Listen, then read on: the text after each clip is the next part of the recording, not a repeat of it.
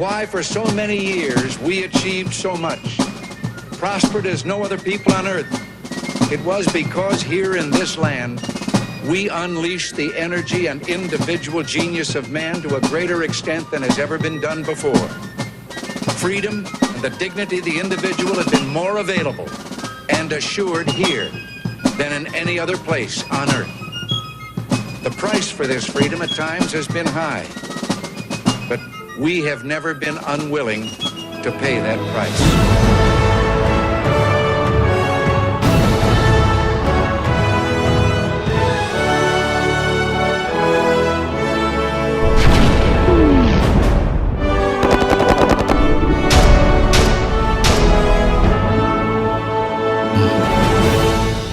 Ladies and gentlemen, thank you for joining us for another segment of Constitutional Coalition of New York State. And we have Nancy Orticelli, who is the president. Nancy, you just got back from Albany. And what happened up there? And why were you guys up there? Okay, so we all know there's a pandemic. It's not a big secret, but we also know that there's an agenda. And one of the agendas that we believe, especially in New York State, that the powers that be would like to see happen is mandated vaccinations for everybody. And we had caught wind of the New York State Bar Association writing a 80-page report about this pandemic. And on page 65 of the report, they recommend mandated vaccinations for all, not just for children, but for all. Right. In New York State. And I remember you mentioned that in the episode with Rob Poloszewski, History of the Future. You actually did like about a 30-minute show, and you went into detail about that. And then you said you were on your way up to Albany, and what actually happened while you guys were up there? Well, it was pretty interesting. We met. We weren't sure exactly how many people we were going to get, but we are a bunch of groups that came together. Second Amendment groups, medical freedom groups, groups where children have been injured by vaccines, just a bunch of different people. We even had a progressive Democrat, liberal there speaking against the governor, which is unheard of. And, Republicans, Libertarians, Democrats all came together. And there was approximately 1,000 people who showed up. And we marched down from the building where the New York State Bar Association was meeting. And we stayed there for a little bit, protested, and then we marched down. We had police escort. They were awesome. God bless the police. They did not, give us any trouble. And they escorted us down the street to the governor's mansion. Well, first, let me back up. We stopped first at the Merck building, which is between the governor's mansion and the New York State Bar Association. And in front of the Merck building, and if people don't know what Merck is, they're a big pharmaceutical company. And we went in front of their building and we wrote on the sidewalks on the building, but we did it with chalk. We didn't deface any public property and just left our messages. We call the shots, our body, our choice, medical freedom. We just wrote those messages. And then from there, we went down to the governor's mansion and stood outside, had loudspeakers and microphones, and we heard from some of the most phenomenal speakers I've ever heard of personally, people who actually are involved in a lot of lawsuits against the governor. I mentioned the Democrat progressive liberal. His name is Jim Sussman, and he actually is involved in a lawsuit against the governor because he represents the Rockland County Jewish community that the governor and New York State and the Attorney General singled out for having that measles outbreak a year ago and wouldn't allow the people there in that community to participate in any kind of life or freedom outside of quarantine. Not all of them were even sick.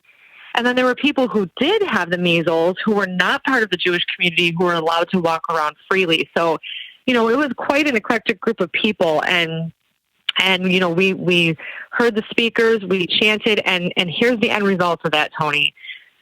A couple days later, the New York State Bar Association released the video of their meeting. And the very first thing that they mentioned were the protesters outside, because it was a Zoom meeting. And they asked the man who was in the building, how is it there? Are the protesters there? He said, they're here. They're civil. We're going to hear what they have to say. And what they decided on that vaccination issue is they decided to shelve it for now. And they're going to revisit it in November. Probably thinking no one's going to show up in the middle of November in Albany, New York, because it's freezing. But we're going to be there. Right. So that's what happened with that. It was quite the experience, and I'm pretty pleased with how it turned out. What got my attention when you were talking about all this was the that messages you were writing on the sidewalks and elsewhere about my body, my choice.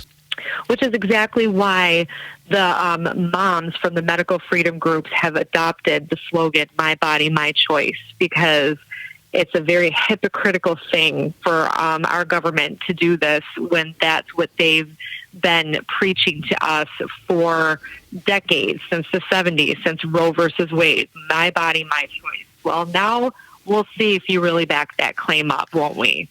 So you guys are going to use that same slogan?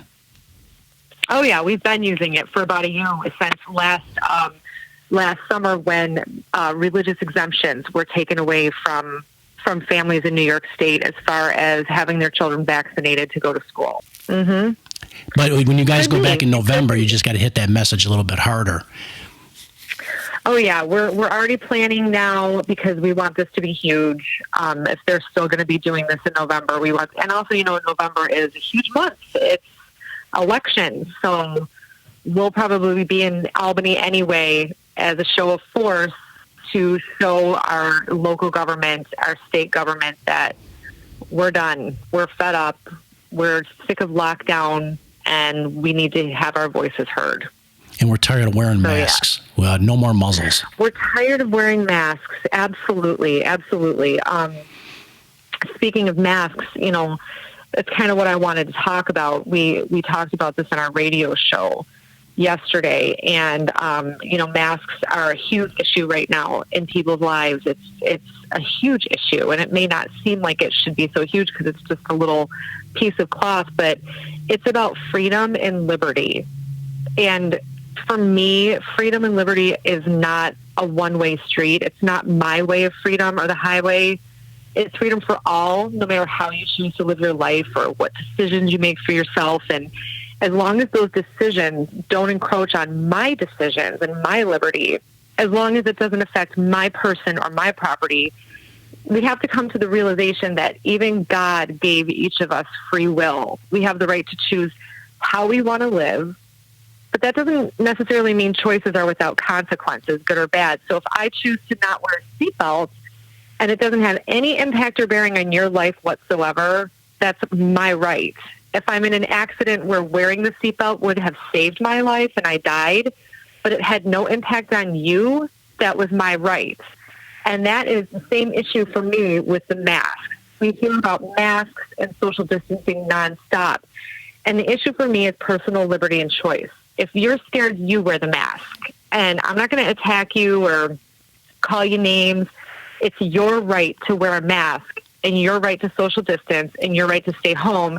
But it's also my right to move freely around this country with no restrictions. And exactly. we're seeing that right completely be eroded every single day now with the travel bans and, the mandatory quarantines when you come back into New York State from specific states where the uptick in infection cases is 10% or more. And it's just, undoubtedly our world is upside down. Yes. And I am personally a no masker, if that's a phrase. I don't wear a mask. We've been lectured in school. We don't wear a mask as well. My wife and I think out of the 30 places we went into during the week, I think only 2, mm-hmm. and that's because, T-Mobile wouldn't let us in the door. They said, you have to wear a mask. Mm-hmm. I says, okay, well, just they supplied the mask. I said, just give me the mask. I'm only going to be in here 5 minutes.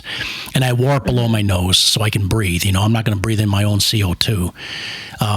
There's other medical complications when you keep breathing in your CO2 all the time. I mean, I'm not going to get into details.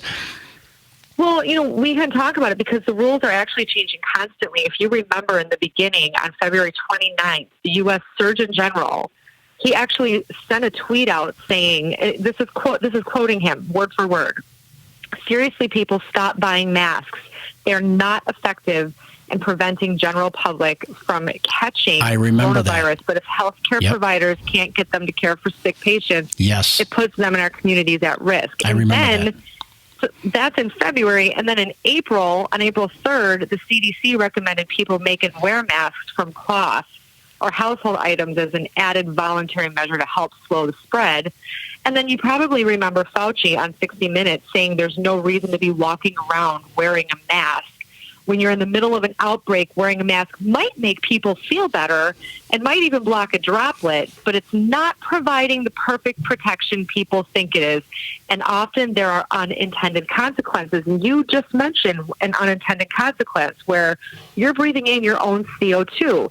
We've been taught since elementary school that is not for humans to do. You're not supposed to breathe in your own carbon dioxide. It's poisonous. And right. Those were the things that we were told in the beginning. And now here we are 100 days into this, pandemic. And now all of a sudden we have to wear a mask. So last week, a doctor in the Wall Street Journal pointed out that cloth masks are not really effective. And he said even the N95 masks fall short. He said they're considered effective at blocking coronavirus particles only when they're form-fitted and tested to make sure there's no leakage.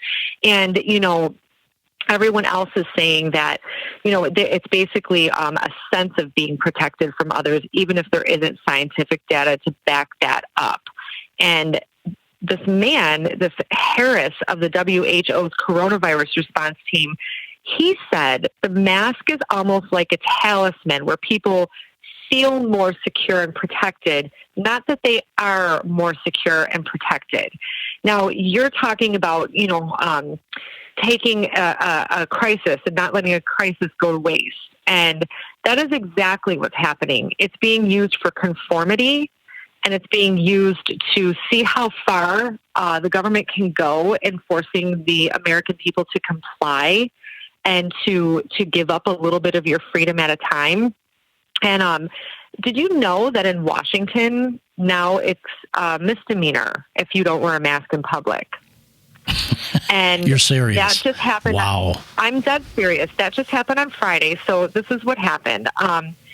It's a misdemeanor to not wear your mask in public, and that is in Washington and also in Palm Beach County in California. It's mandated. And the sheriff of Lewis County, his name is Sheriff Robert Snaza. God bless this man. He went to a protest about these masks becoming a misdemeanor in Washington. And he stood in front of the people in a church parking lot, and he said, in case you guys didn't hear, Governor Jay Inslee, in his infinite wisdom, has decided after over 100 and some odd days that we should all wear face masks inside and out. Here's what I say. Don't be a sheep. That's so right. God bless that man. That's right. Because he knows the truth. But yes, last Friday, Palm Beach County issued a mandatory mask use law. The officials there stated that they have the constitutional authority to do so. They didn't explain how they had that constitutional authority. They just stated it. Just stating it doesn't make it true.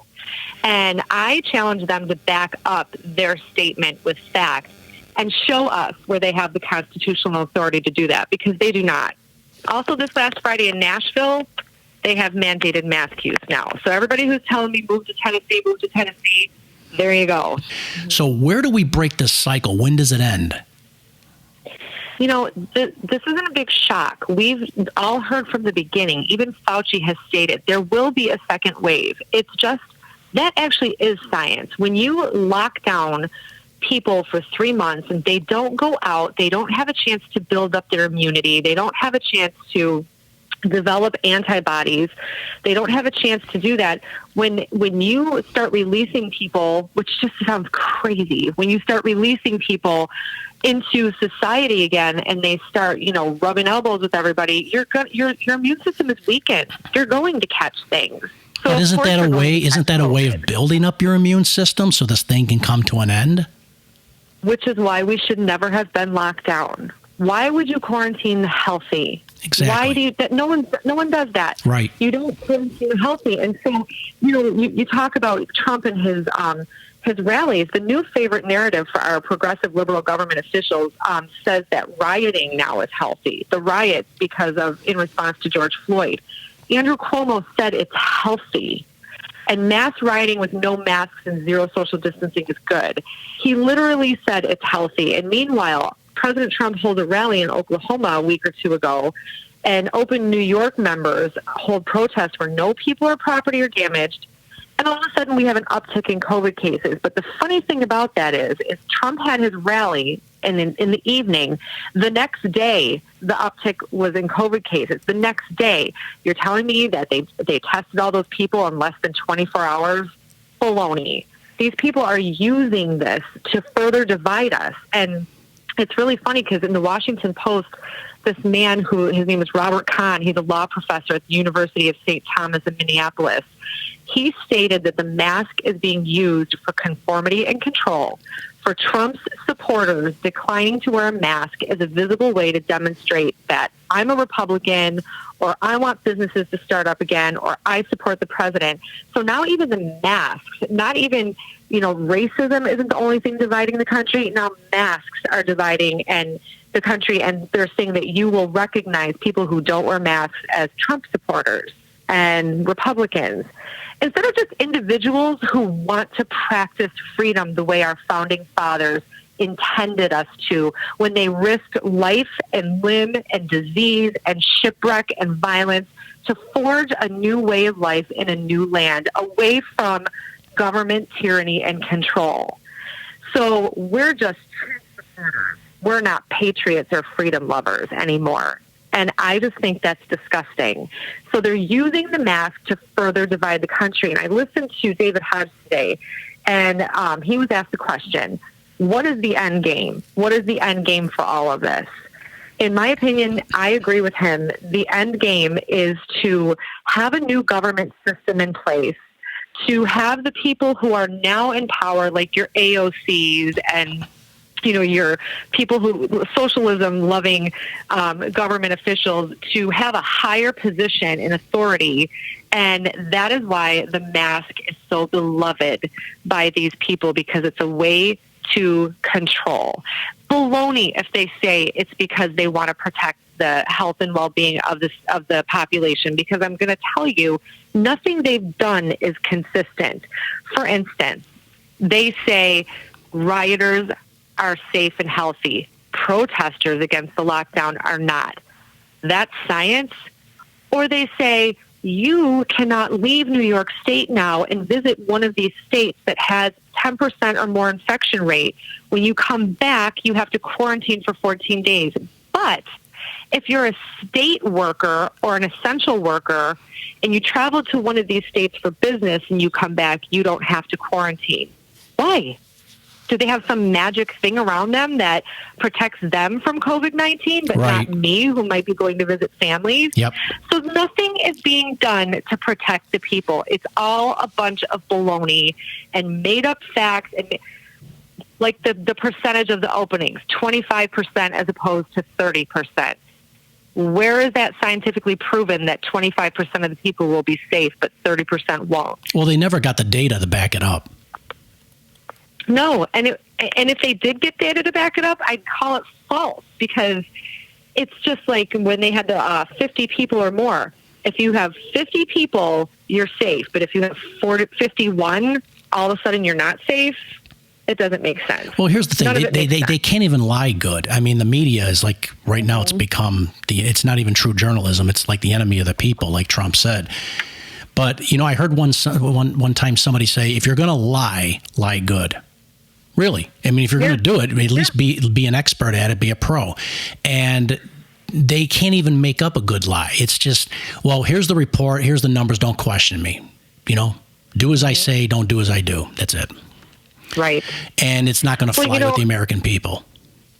No, and bottom line is mandatory masking over 300 million people just to appease the fears of a few is ridiculous. It's a conditioning that in any type of emergency, warranted or not, the people will be ready and willing to accept whatever the leaders tell us what to do. Well, you know what I think's coming next? They're going to say, you want the mask off, then you got to take the vaccine.